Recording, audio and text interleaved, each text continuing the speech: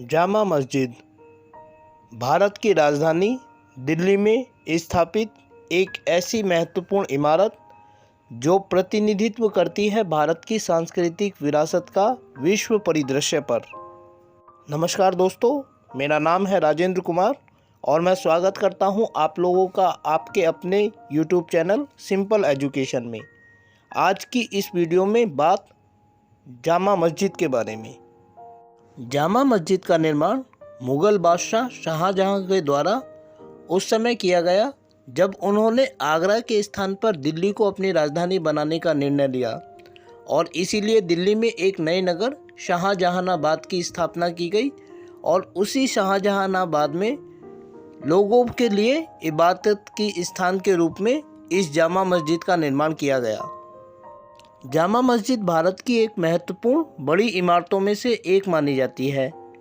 इस मस्जिद को बनाने में लगभग 10 लाख रुपए का खर्च आया था और ऐसा माना जाता है कि यह एक बड़ी मस्जिद है जिसके प्रांगण में लगभग 25,000 लोग बैठकर खुदा की इबादत कर सकते हैं।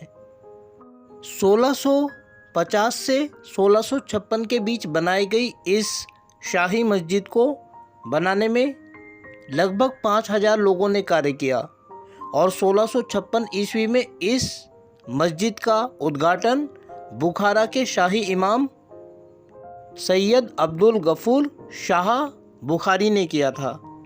वैसे तो हम जामा मस्जिद को जामा मस्जिद के नाम से जानते हैं, लेकिन वास्तव में जामा मस्जिद का नाम जामा मस्जिद नहीं है, बल्कि इसका वास्तविक नाम मस्जिद ए जहां नुमा है।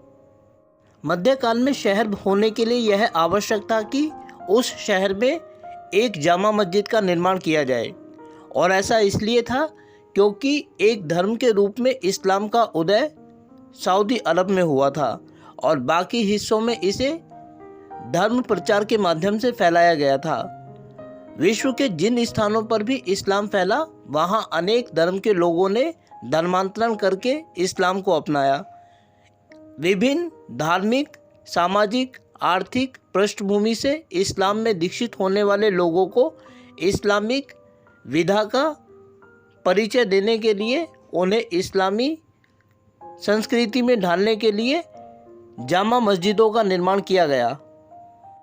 जामा मस्जिद से अभिप्राय एक ऐसी सामूहिक इबादत गाह से होता था जहां सैकड़ों और हज़ारों लोग बैठकर एक साथ खुदा की इबादत कर सकें।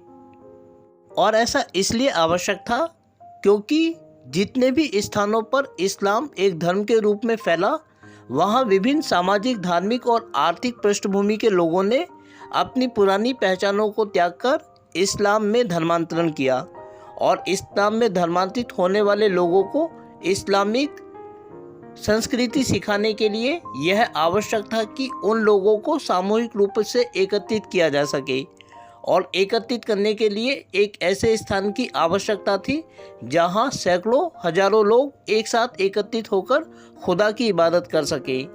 इसी उद्देश्य को ध्यान में रखकर जामा मस्जिद नामक सामूहिक इबादत गाहों का निर्माण मध्यकालीन शहरों में किया जाता था। इसलिए हम देखते हैं कि मध्यकाल में दुनिया के जिन स्थानों पर इस्लाम का फैलाव हुआ वहाँ सभी स्थानों पर जामा मस्जिद का निर्माण एक आवश्यक इमारत के रूप में किया गया। दिल्ली की जामा मस्जिद का निर्माण मुग़ल बादशाह शाहजहां के द्वारा अपने शासनकाल में 1650 से 1656 ईस्वी के बीच करवाया गया था और इसकी स्थापना लाल किले के प्रांगण से बाहर की गई थी।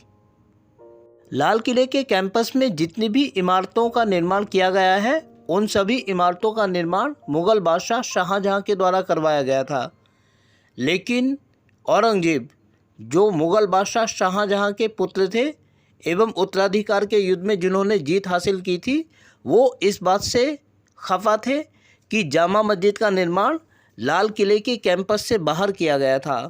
उनका मानना था कि शासक वर्ग के लिए इबादत करने हेतु मस्जिद का निर्माण लाल किले के कैंपस के भीतर ही किया जाना चाहिए था।